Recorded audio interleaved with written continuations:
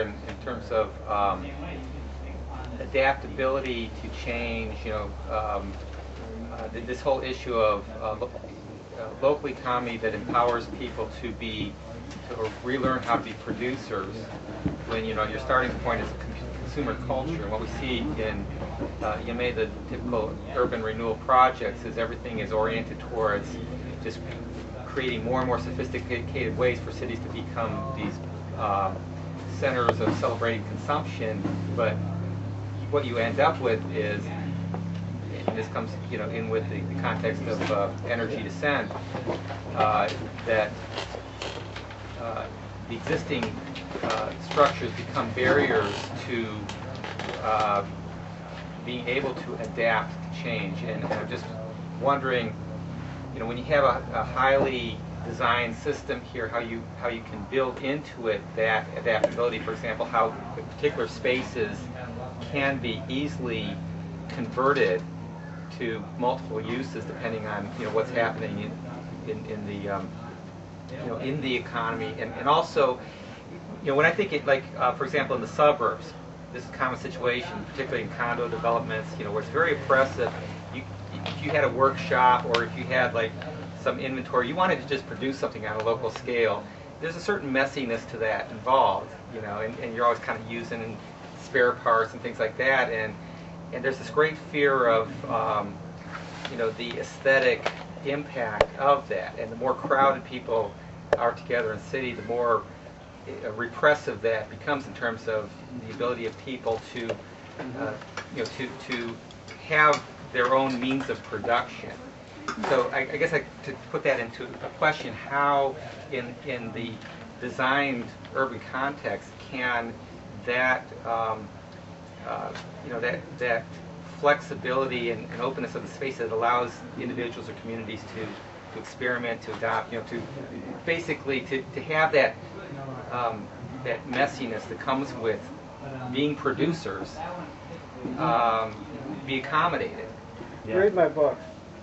Okay, what's you your got book? It's a free downloadable book. It's on the Tesla Academy website. That's Tesla Academy with 2 A's .info. Two A's side by side there. And the book is called Wheel of Occupations. But that directly addresses this idea of people's skills and ideal talent. You might say internal wiring, and how they can form together in community production. Naturally, I'm going to be putting some revisions into the book based on some of the things that are being discussed here.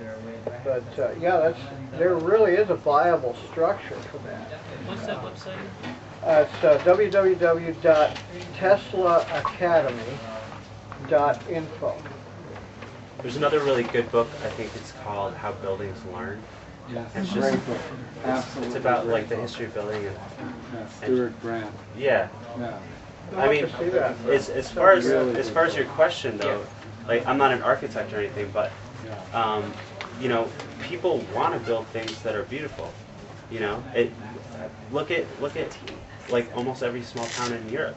They're built up over a 1,000-year time span, and they're beautiful, and that people want to go travel over there just to see it, and experience what it's like to walk in a city.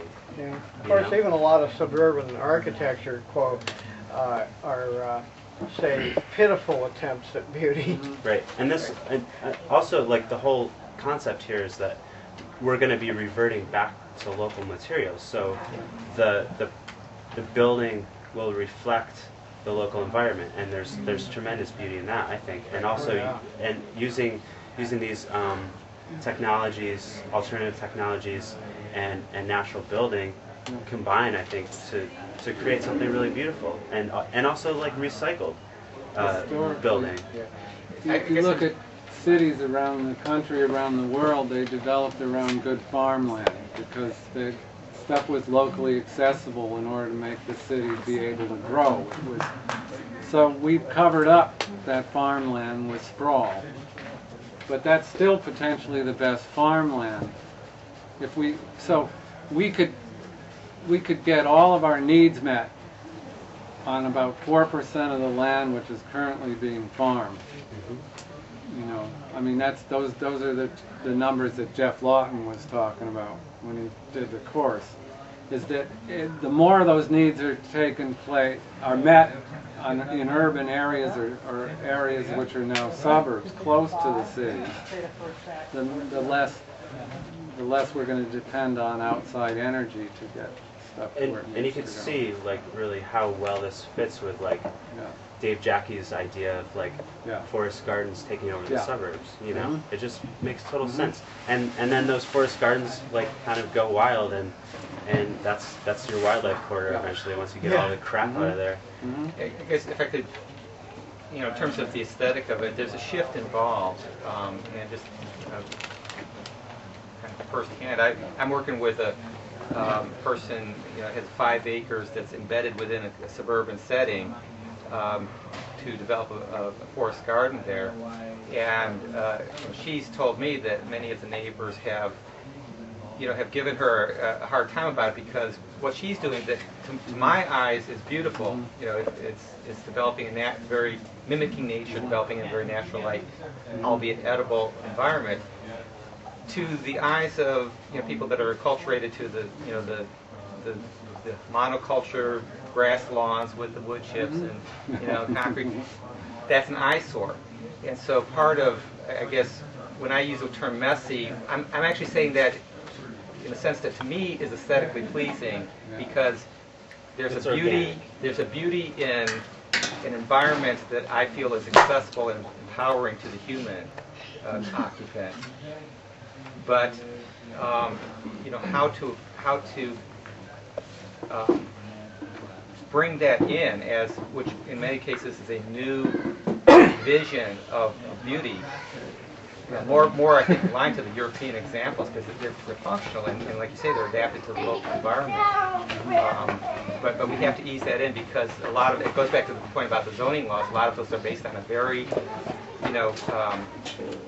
alienated view from nature, where what is aesthetically pleasing is also happens to be most alienated from our natural environments. I wouldn't worry about convincing people personally, because if human beings could have gotten accustomed to living in the absolute deprived environments that we currently consider beautiful, if that shift can happen from the actual beauty of old European cities to the actual horridness of our current values, it can go back. It can, once, I would say just do it, because people are going to see with their own eyes. Well, it brings up the principle of Koyaanisqatsi, too, that we do have a situation that is so far out of balance, it will change.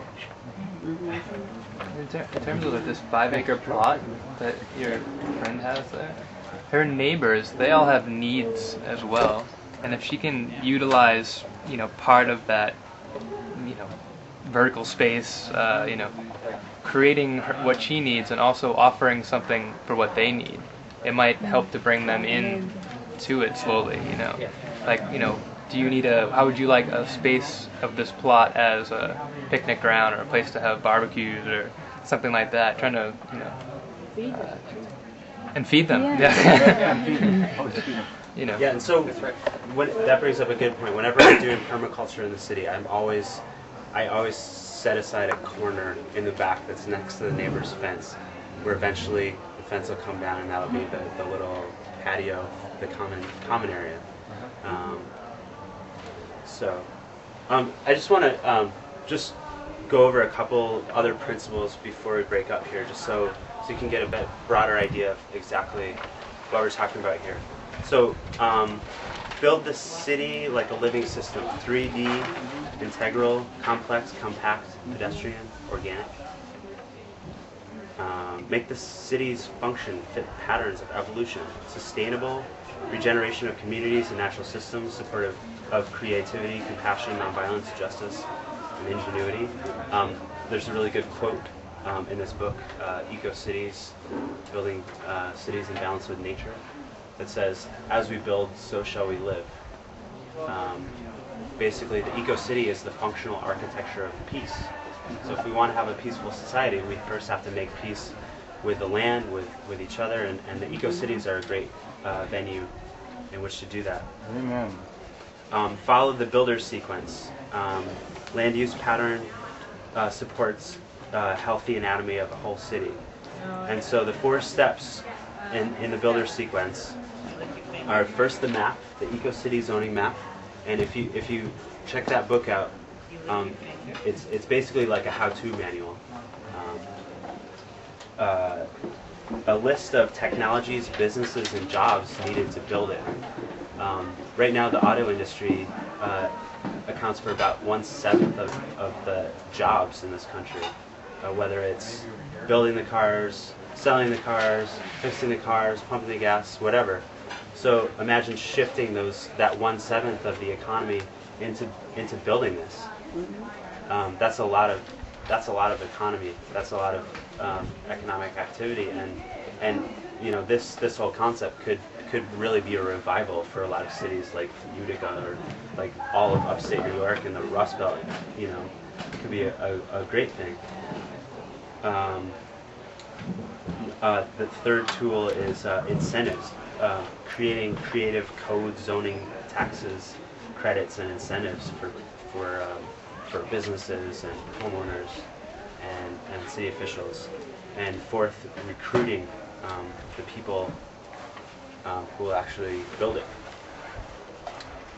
Increase density in walkable centers, that's obvious. Cities must be net producers of soil. More topsoil equals more biodiversity. And you guys gave some great examples of that waste product being turned into a resource. Call it the 4 F's of agriculture, not just food, but fiber, fuel, and fertility. And pharmaceuticals. For the F. So there's some really good tools to get this done. There's an Ecocity organization. So in New York City, I think there's like this green map, the Green Apple map. You know, the Ecocity organization is basically just like a think tank and like organizing body that can connect with all the things that are already happening. So like finding the people that are like out there involved in multiple projects and starting an organization. And I definitely recommend getting this book. I can't recommend it enough. Ecocities. Can I just take that Yep. for 1 second? I'm just wondering how this is being, has this been beneficial to people and how you want to really use this? Because I'm just sort of, writing as you go and trying to catch little, but how do you guys want this to be used? Is it a catchment for like Actually, all the ideas that are coming up, or? Dana said that she would pay for me to copy this when I go downtown today. So anyone that wants to get a copy of it's just notes. It's just an overview, but there's a lot more in here. Do you have that Yeah, I electronically? bet that would be. I did.